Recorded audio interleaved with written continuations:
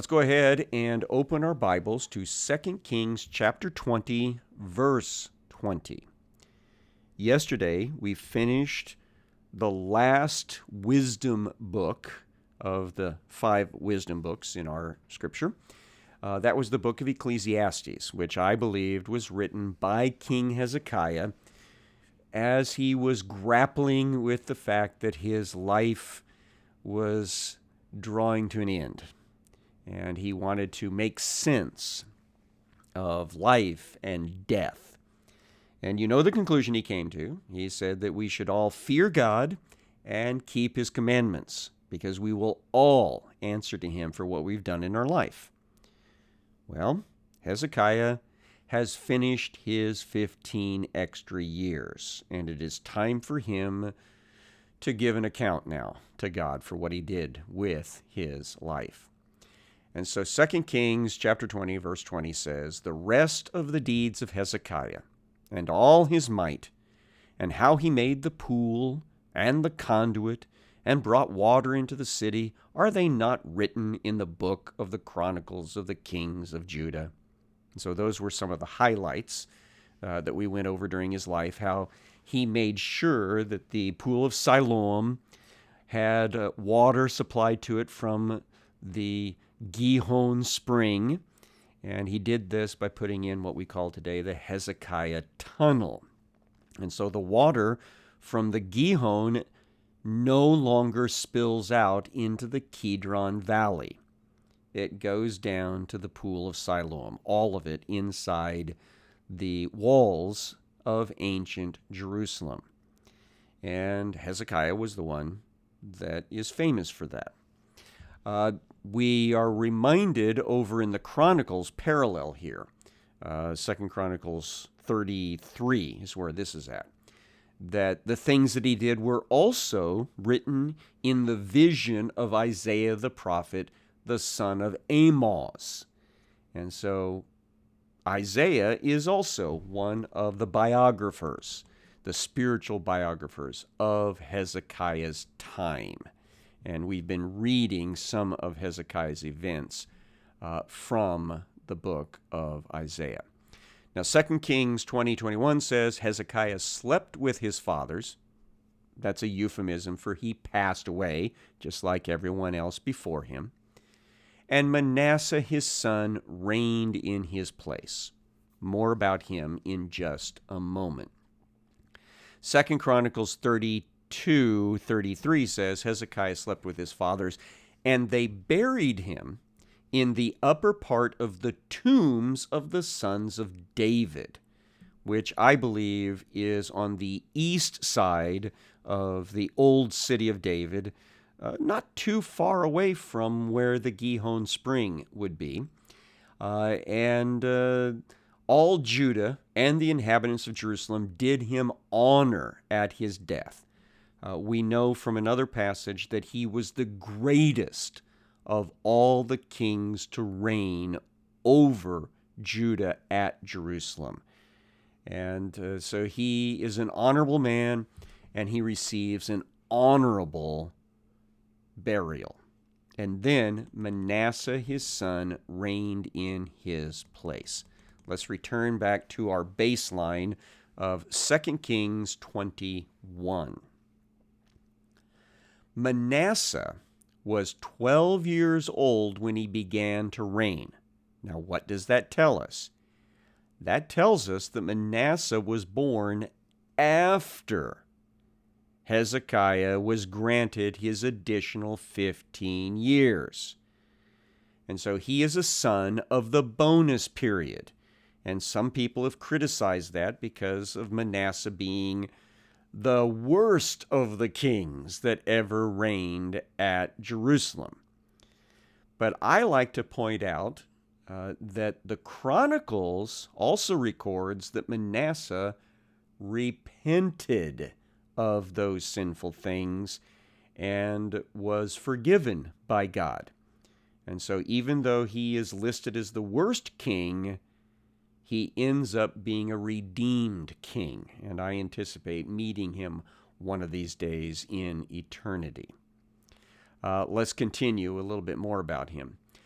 he reigned 55 years in Jerusalem. That means he was the longest reigning king in the nation of Israel. And even though he was 12 years of age when he came to power, he no doubt was surrounded in those earlier years by some of Hezekiah's wise advisors and counselors.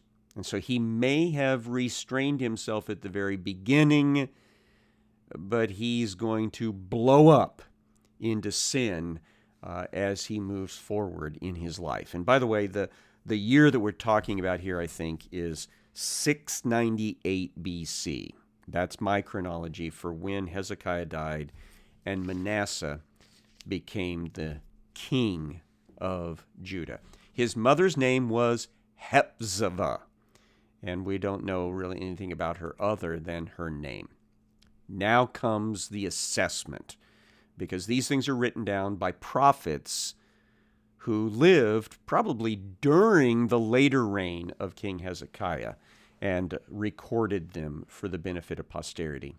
Verse 2, he did what was evil in the sight of he who is, according to the despicable practices of the nations whom he who is drove out before the people of Israel. Now think about this. They have been in the land at this time 700 plus years. So that's how long it's been since Joshua came in to the land and drove out the first bunch of the Amorites and the Canaanites.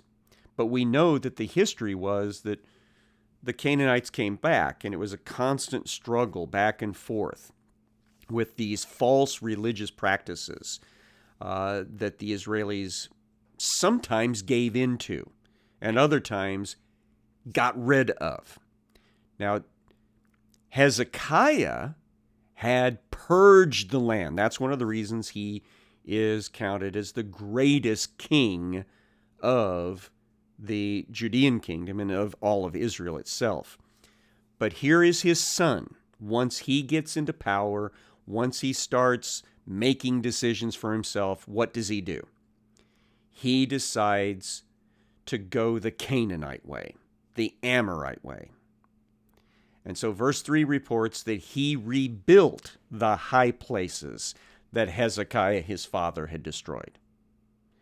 So he reverses Hezekiah's purge. He erected altars for Baal and made an Asherah, as Ahab, king of Israel, had done, and worshipped all the host of heaven and served them.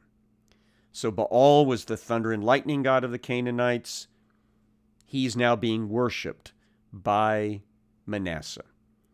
Asherah was Baal's cohort, or his consort, his wife, and she was the queen of heaven. She was the fertility goddess.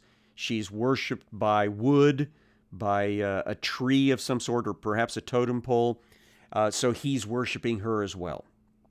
But he doesn't just stop with him. He's also brought in the plethora of other gods and goddesses that were part of the Middle Eastern,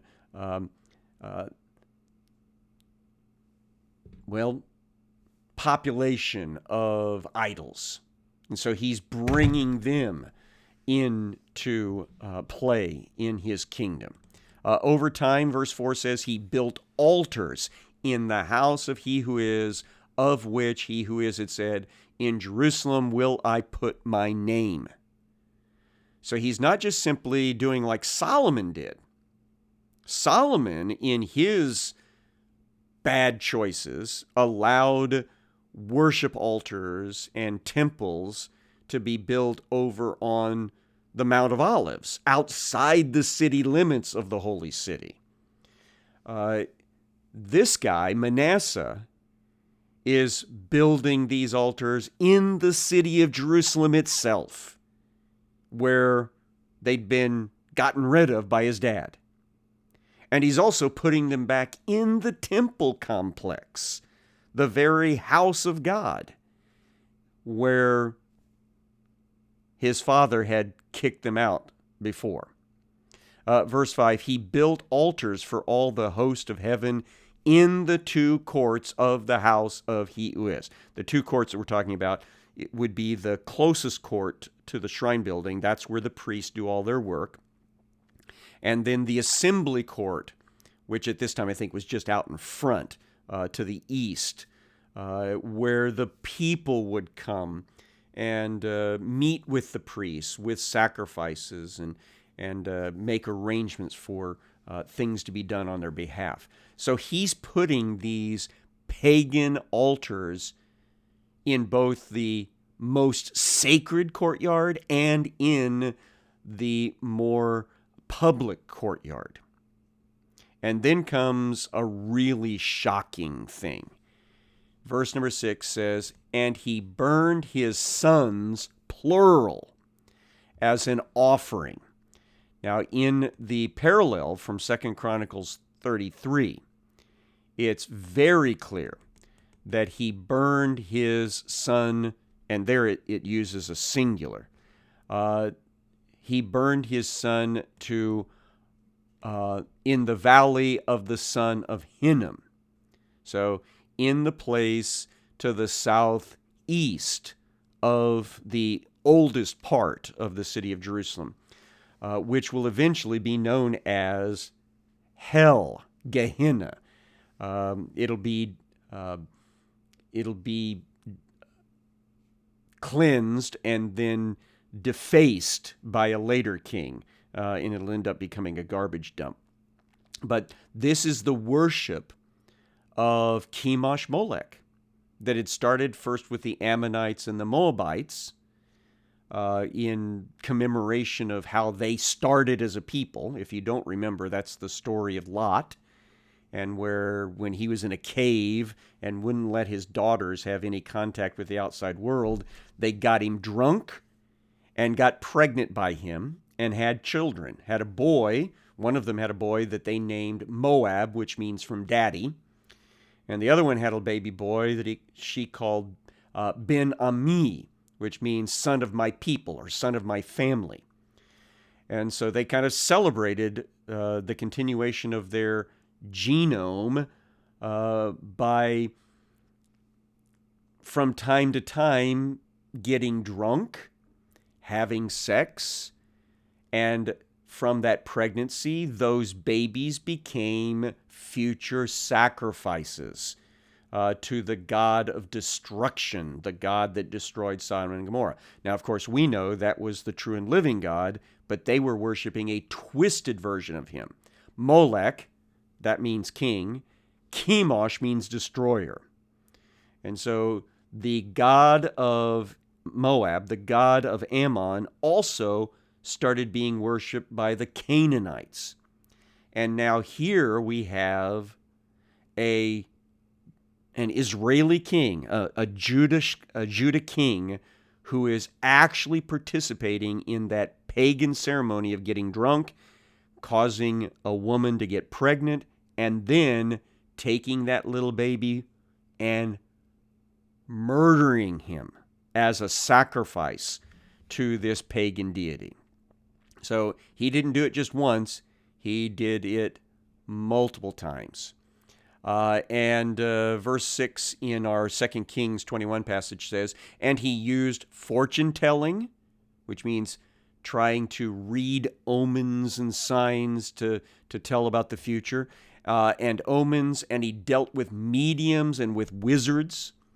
The mediums and wizards are people who were able to tap into the spirit world. Sometimes they claim that they could contact the dead, but I've told you before, I believe that they were just simply in contact with the demonic beings, the fallen angels, that were acting as con men.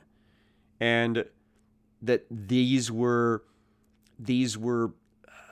mechanisms by which the demonic world impacted the physical world. So he's voluntarily getting into contact with Satan's domain.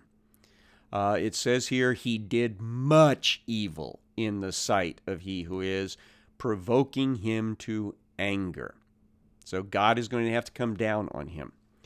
The carved image of Asherah that he had made, he set in the house of which he who is said to David and to Solomon his son, in this house and in Jerusalem, which I've chosen out of all the tribes of Israel, I will put my name forever.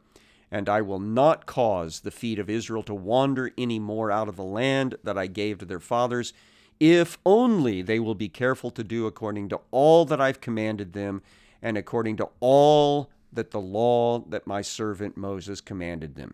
But they did not listen. And Manasseh led them astray to do more evil than the nations had done, whom he who is destroyed before the people of Israel. So the writer of 2 Kings engages in some spiritual commentary here to say, look, this guy was so evil that he put an Asherah worship object in the temple complex itself, this thing of shame.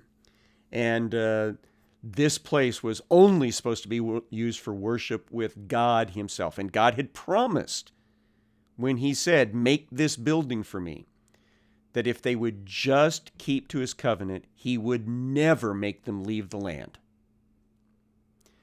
But the author of 2 Kings, just like the author of 2 Chronicles, is building up to the ultimate end of this story, in that God will have enough of this, and he will bring in the Babylonians, and he will destroy the temple, and he will destroy Jerusalem through their hands.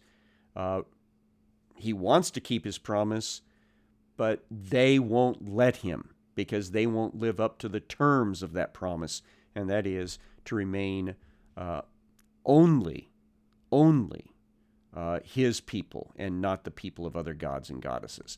So Manasseh is the agent through which all of that horrible stuff took place. And God's going to have to respond to it. Verse number 10. He who is said by his servants the prophets. So here we come, a bunch of messengers in the time of Manasseh. Now Isaiah would have still been alive when Hezekiah died and Manasseh came to power. And he probably was one of the first to preach against the evils of Manasseh. And the tradition is that Isaiah was